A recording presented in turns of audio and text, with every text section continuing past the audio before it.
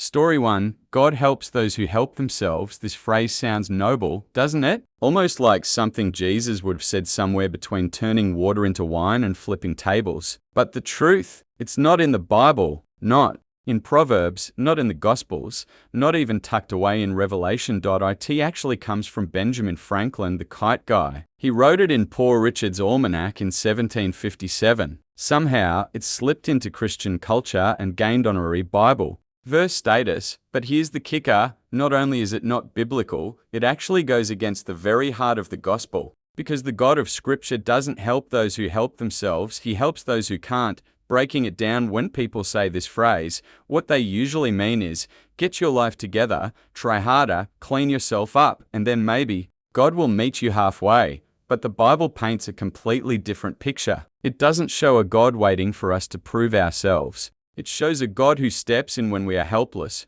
Romans 5-6 says, while we were still weak, at the right time Christ died for the ungodly, not after we cleaned up, not once we showed potential. While we were helpless, the heart of the gospel, that means the gospel isn't about self-improvement. It isn't about proving your worth so God will reward you. It's about admitting you can't fix yourself and trusting the one who already did everything for you. Think about it. Jesus didn't come for the spiritually strong. He didn't come to hand out gold stars to the morally impressive. He came for the broken, the lost, the guilty, the ashamed, people like the thief on the cross who had no time left to help himself, but still found mercy. Or the woman caught in adultery who wasn't handed a self-help plan, but was told instead, neither do I condemn you. If we cling to this phrase, we risk turning Christianity into a works-based religion. But the gospel isn't about earning grace, it's about receiving it. God isn't waiting for us to climb the ladder up to Him. He already climbed down to us in Jesus Christ. Application: so if you feel too weak, too sinful, too far gone good, you're exactly the kind of person God helps, because He doesn't help those who help themselves. He helps those who can't. Story 2. Hate the sin, love the sinner sounds balanced, doesn't it? Like something Jesus might have said. But guess what? It's not in the Bible, not in Proverbs, not from Paul, and Jesus never said it. Where does it come from? Most trace it back to Augustine, who once wrote something like, with love for mankind and hatred of sins, which sounds cooler in Latin. Gandhi later paraphrased it into the form we use today. The problem with how we use this idea behind. It isn't entirely wrong. The Bible does call us to love people and hate evil. But today, this phrase usually functions as a holy-sounding excuse for judgment. I'm not judging you, I just hate your sin, bless your heart, but you're still living in sin. It ends up sounding smug instead of compassionate.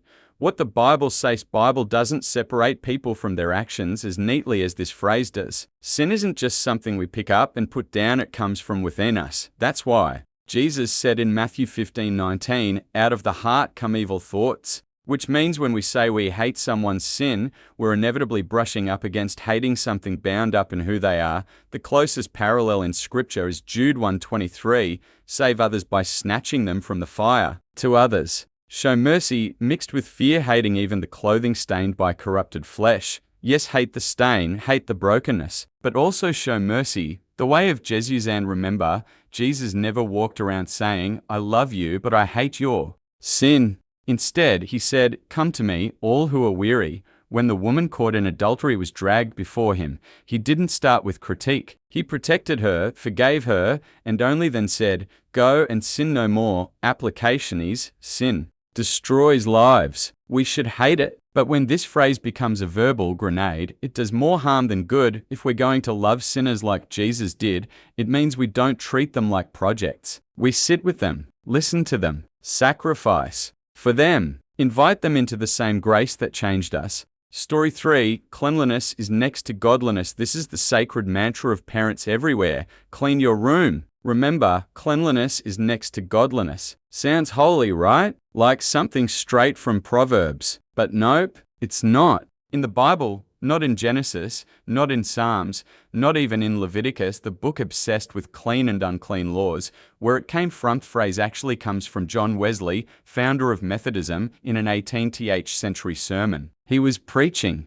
on discipline and hygiene and casually dropped the line. Somehow, it climbed into Christian culture until people assumed Jesus said it, but just because John Wesley said it doesn't mean Jesus did.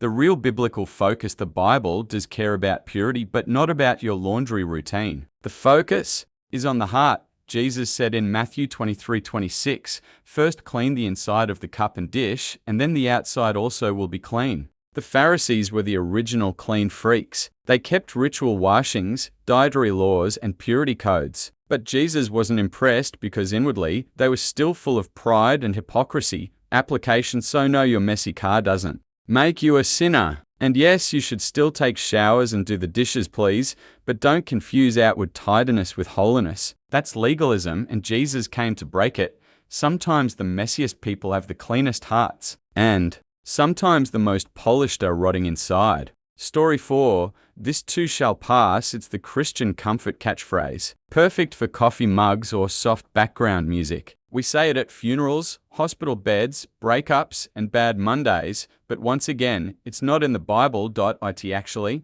comes from a Persian proverb. Legend says a king asked his wise men for a phrase always true in both joy and sorrow. They replied, "This too shall pass." The problem when we use this phrase, we often mean, don't worry, it'll get better soon, and sometimes, yes, wounds heal, seasons change. But sometimes, things don't pass. Some suffering lingers for years or even a lifetime. If your hope is built on every pain going away, you'll be crushed when it doesn't. What the Bible promises instead, the Bible doesn't promise short trials. It promises God's presence in the midst of them. Isaiah 43:2 says, "When you pass through the waters, I will be with you. Not I'll drain the waters, not you'll never face them, but I'll be with you in them." The fiery furnace? God didn't keep Shadrach, Meshach, and Abednego out, but he stood in the fire with them. Paul? He didn't get a "this too shall pass" card when beaten, shipwrecked, and imprisoned. He got the presence of Christ, and it was enough. Application: so yes, sometimes God heals. Sometimes he calms the storm. But sometimes he just gives strength to endure because he never leaves us. This too shall pass may sound nice, but "I will never leave you nor forsake you" is eternal. Story 5, the Lord works in mysterious ways. This is the ultimate Christian plot twist explanation. Didn't get the job? Mysterious ways. Missed a flight but met someone who shared the gospel. Mysterious ways. Sounds biblical, right? But once again, not in the Bible. Where it came from, it's from an 18th century hymn by William Cowper. God moves in a mysterious way, his wonders to perform. What's true about it is, God's ways are higher than ours. Isaiah 55:8-9 makes that clear. He sees the end from the beginning. His timing is perfect, even when it feels slow. But here's the caution: not everything confusing is from God. Sometimes life is chaotic because the world is broken. Sometimes suffering comes from sin. Sometimes it's our own dumb choices, and also God doesn't only work in mystery. He reveals himself through his word, through the prophets, and most of all through Jesus. Jesus is the opposite of mystery. Colossians 1:15 calls him the image of the invisible God. John 1 says, "The Word became flesh and dwelt among us." Application: so yes, God is beyond our understanding. But don't use mysterious ways as a lazy substitute for theology. Mystery is real, but so is revelation. When life feels confusing, don't just shrug and say, "Who knows?" Chase Scripture. God doesn't just work in mysterious ways. He works in redemptive ways. Story 6. God won't give you more than you can handle. It's the kind of thing people say while you're drowning in grief or anxiety. Don't worry, God knows you can handle it. But here's the truth: that's unbiblical, misquoted. Scripture people usually pull this from 1 Corinthians 10:13, which says God won't let you be tempted beyond your ability. Key word: tempted. That verse is about temptation to sin, not suffering. Reality check: life constantly gives us more than we can handle: chronic illness, sudden grief, trauma, depression. Paul himself admitted in 2 Corinthians 1:8-9, "We were so utterly burdened beyond our strength that we despaired of life itself." But that was to make us rely not on ourselves but on God. Even Paul couldn't handle it. That's the point. The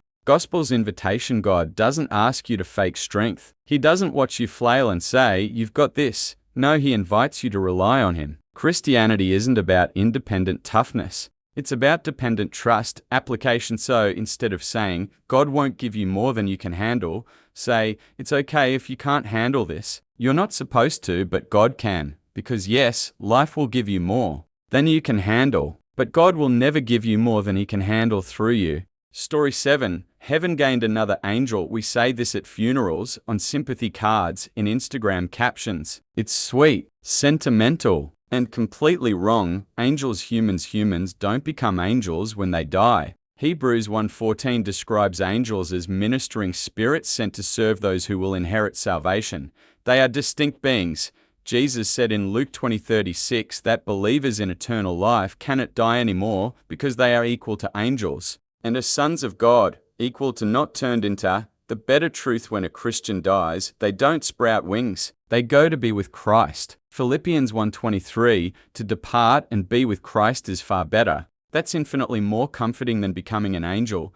Application: heaven gained another angel might sound poetic, but it cheapens the real hope: resurrection, reunion, eternal life with Jesus. Heaven doesn't need more angels. It rejoices over every redeemed human soul just as God made them. Story 8. Let go and let God. This is Christianity's version of don't worry, be happy. It became popular in the 20th century in Christian self-help circles. The idea? Stop trying so hard, just let God do it. The problem: while it's true, we should trust God and stop trying to control everything, Scripture never calls us to passivity. Faith is active. Philippians 2:12-13 says, work out your salvation with fear and trembling, for it is God who works in you to will and to act. You work, God works. It's not either or, it's both. The dunga too often.